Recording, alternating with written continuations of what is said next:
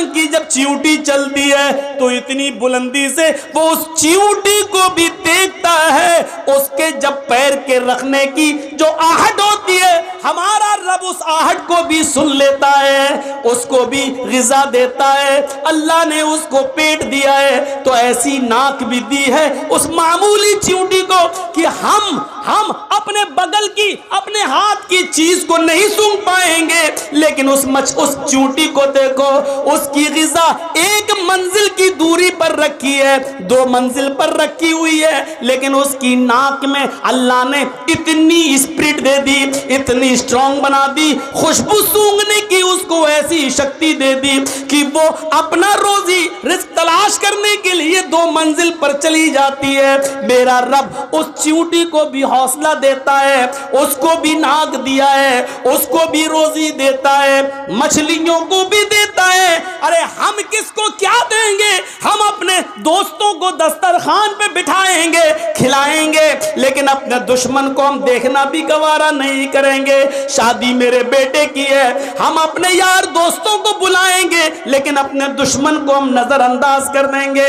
मेरे भाइयों, हम दोस्तों को खिलाएंगे पिलाएंगे, लेकिन दुश्मन को भूल जाएंगे, उसकी तरफ नजर उठाकर भी नहीं देखेंगे। मेरा रब तो वो है जो दोस्त को भी खिलाता है, दुश्मन को भी खिला रहा है, नमाज पढ़े उसको भी दे रहा है, न पढ़े उसको भी दे रहा है, जो ला इलाहा इल्लल्लाह का इकरार करता है वो उसको भी देता है, और जो मूर्तियों की पूजा कर रहा है वो उसको भी दे रहा है। उसकी नजर में खाने और पीने में कोई इम्तियाज नहीं। ओ मेरे बंदो, जब हम काफिरों को दे सकते हैं तो तुम्हें क्यों नहीं दे सकते? तुम तो मेरे करीबी बंदे हो। मेरा रब तो वो है जो दोस्त दुश्मन नहीं, वो सबको देता है। 90 साल के एक बूढ़े को इब्राहिम अलैहिस्सलाम ने दस्तरखान से उठा दिया था, ये कहकर कि तू आग का नाम लेकर खा रहा है, रख, अल्लाह का नाम ले। उसने कहा नहीं लेंगे, आग ही मेरा रब है। भगा दिया उसको। जिब्रील आ गए, अरे इब्राहिम, तुमने आज उस बूढ़े को बुलाया और खाना भी नहीं खिलाया, भगा दिया, जाओ उसको पकड़ के लाओ और खिलाओ। जिब्रील से इब्राहिम अलैहिस्सलाम कहने लगे, अरे वो तो अल्लाह का नाम ही नहीं लेता।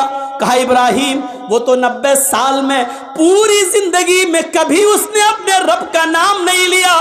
तुम्हारे दस्तरखान पर तो उसने आज अल्लाह का इनकार कर दिया, लेकिन वो तो 90 साल से नाम नहीं लेता।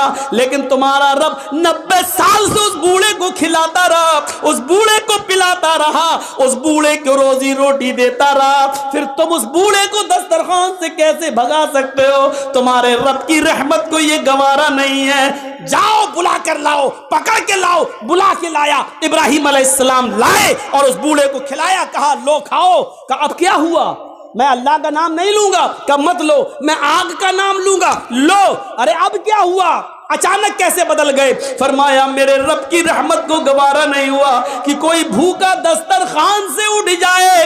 मेरे रब ने कहा वो तो 90 साल से मेरा नाम नहीं ले रहा है, फिर भी हमने उसको खिलाया पिलाया है, फिर तुम कैसे उठा सकते हो? जब अल्लाह को एतराज नहीं तो तुम्हें कैसी ऑब्जेक्शन, तुम्हें कैसा एतराज?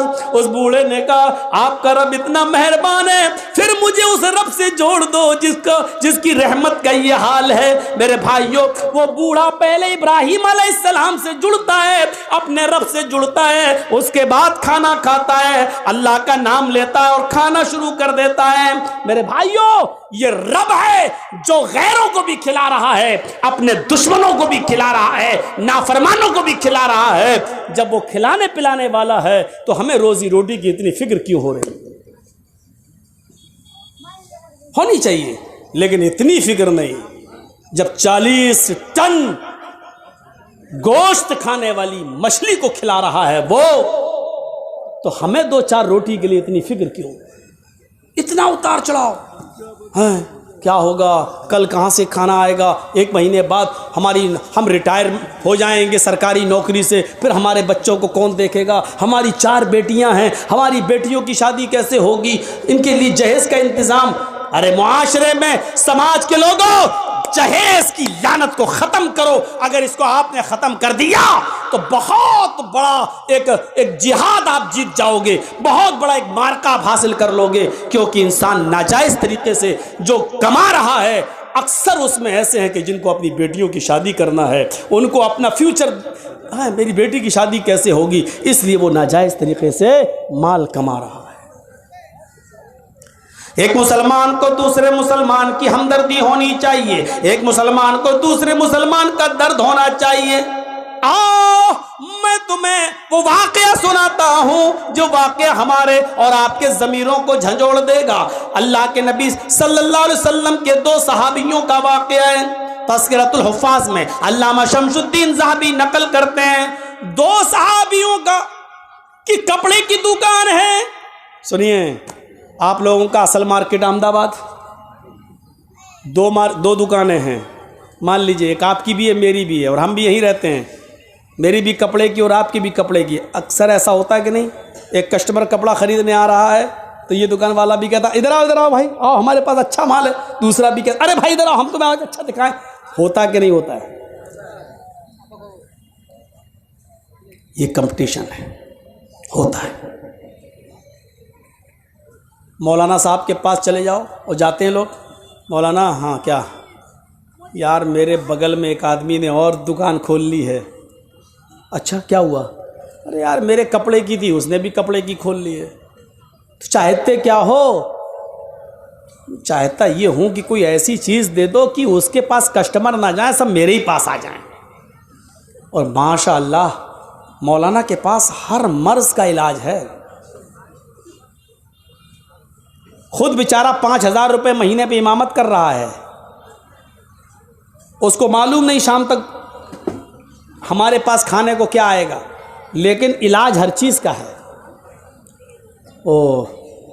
اس کی دکان پہ کسٹمر نہ جائیں کہاں.